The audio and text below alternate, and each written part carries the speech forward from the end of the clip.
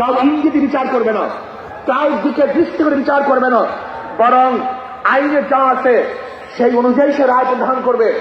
এমন স্বাধীনতা বিচার বিভাগটা থাকতেই হবে।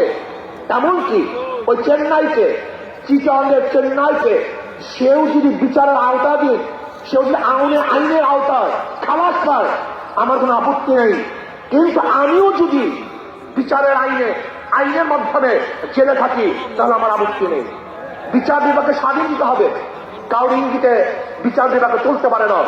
যদি বিচার বিভাগের স্বাধীনতা না থাকে, মান হাফেরা হুফেরা, তুমি যে গর্ত খুঁজবা সেই গর্তের মধ্যে একদিন তুমিই পড়বা। এই জন্য বিচার বিভাগের স্বাধীনতা চাই। নাম্বার 2, সংবিধান সংস্কার। আজকে দেখেছি সেখানে প্রায় 505টা আসন রাখা হয়েছে। আসন কম হোক বেশি হোক, কিন্তু সব জায়গায় নির্বাচনের ভিত্তিতে সংসদ সদস্য হতে হবে। মহিলাদের জন্য সংরক্ষিত আসন 100, এটা আমরা মানি না।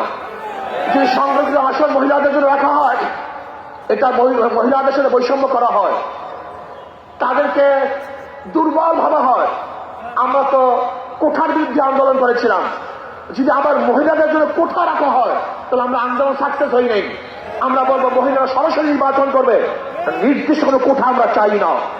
কোন মহিলাদের জন্য নির্দিষ্ট কোঠা থাকবে না, তারা নির্বাচন সরাসরি করবে। কাজী আমি অন্তর্বর্তী সরকারকে বলবো, মহিলাদের জন্য কোনো নির্দিষ্ট আসন ইসলামী আন্দোলন বাংলাদেশ, এটা আমরা মানতে পারি না, এইটা আমরা চাই না।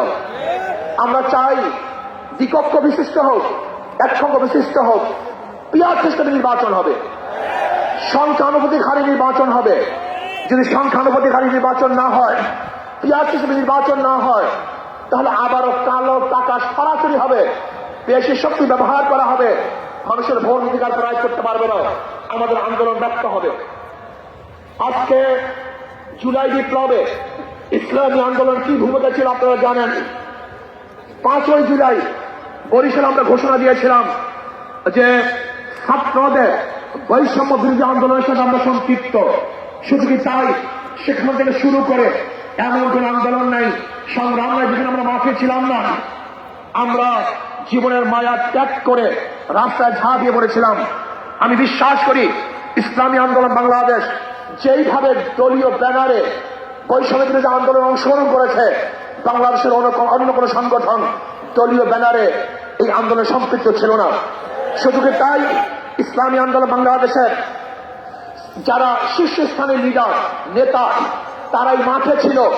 কিন্তু যারা বৈষম্য বিরোধী আন্দোলনের বিরোধিতা করেছে, বলেছে যে এই সংগ্রামের সাথে আন্দোলনের সাথে আমরা সম্পৃক্ত নাই, তারা যদি আজকে নতুন ভাবে ক্ষমতা দেওয়ার স্বপ্ন দেখে, এদেশের জনগণ সেই স্বপ্ন পূরণ হতে দিতে পারে। সংস্কারের বিরুদ্ধে সংস্কারের পরেই নির্বাচন হবে। আজকে সংস্কার করতে যারা বাধা সৃষ্টি করেছেন, আমি বলবো দীর্ঘ 16 বছর কোথায় ছিলেন? রাত ডাক সেরেই বলবো, দিনটা আপনারা কোথায় ছিলেন? প্রতিবার ঈদের কথা বলেছেন, ঈদের পরে আমরা আন্দোলন করব, ঈদের পরে সংগ্রাম করব, ঈদের পরে সেইটা করব। হাজার ঈদ চলে গেছে, আপনারা আন্দোলন করতে পারেন নেই। কিন্তু ছাত্র জনতা আজকে আন্দোলনের ভিত্তিতে যে অর্জন করেছে, সেই অর্জনকে ধ্বংস করার চক্রান্ত করতেছেন। যে বৈষম্যের বিরুদ্ধে আন্দোলন করেছিলাম, চাঁদার বিরুদ্ধে আন্দোলন করেছিলাম, দুর্নীতির বিরুদ্ধে আন্দোলন করেছিলাম, ধর্ষণের বিরুদ্ধে আন্দোলন করেছিলাম, অবৈধ হত্যার বিরুদ্ধে আন্দোলন করেছিলাম, মানুষের স্বাধীনতার জন্য আন্দোলন করেছিলাম, মানুষের মুক্তির জন্য আন্দোলন করেছিলাম। কিন্তু আমরা কি দেখলাম? 5ই আগস্টের পরে আবারও চাঁদাবাজি, আবারও দখলদারি, আবারও দুর্নীতি। না, বাংলাদেশের মানুষ এই চাঁদাবাজি আর দেখতে চায় না, দুর্নীতি আর দেখতে চায় না। যারা 53 বছর পর্যন্ত বাংলাদেশকে পর দুর্নীতি চ্যাম্পিয়ন করেছে, ওই সমস্ত দলকে বাংলাদেশের জনগণ আর ক্ষমতায় দেখতে চায় না। বাংলাদেশের জনগণ কি ক্ষমতায় দেখতে চায়? ইসলামকে ক্ষমতায় দেখতে চায়। বাংলাদেশের জনগণ ইসলামী আদর্শের মানুষকে ক্ষমতায় দেখতে চায়। যারা খাঁটি ইসলাম, মদিনার ইসলাম নিয়ে সামনে অগ্রসর হবে, বাংলাদেশের মানুষ তাদেরকে গ্রহণ করবে।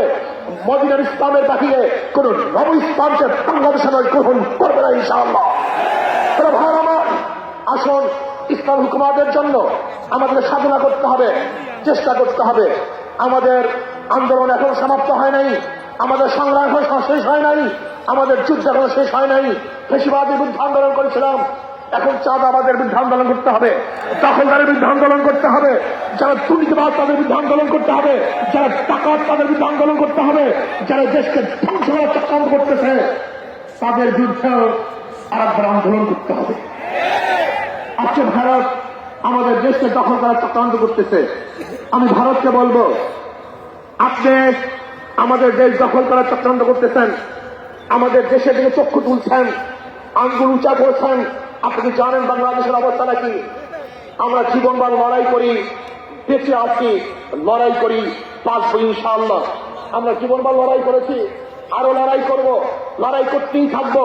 যতদিন পর্যন্ত ইসলাম হুকুমত না কায়েম হবে ততদিন পর্যন্ত ইনশাআল্লাহ মাঠে থাকবো, ময়দানে থাকবো।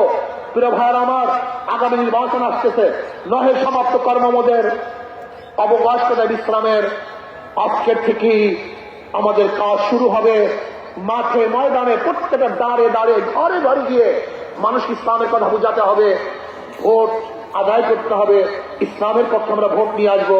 আল্লাহ আমাকে এবং আমাদের সবাইকে ইসলাম হুকুমত কায়েম করার চেষ্টা করার এবং সর্বোচ্চ ত্যাগ করার তৌফিক দান করেন। যুব কনভেনশন শুকরিয়া আদায় করছি, যারা আয়োজন করছেন সবাইকে ধন্যবাদ জ্ঞাপন করছি।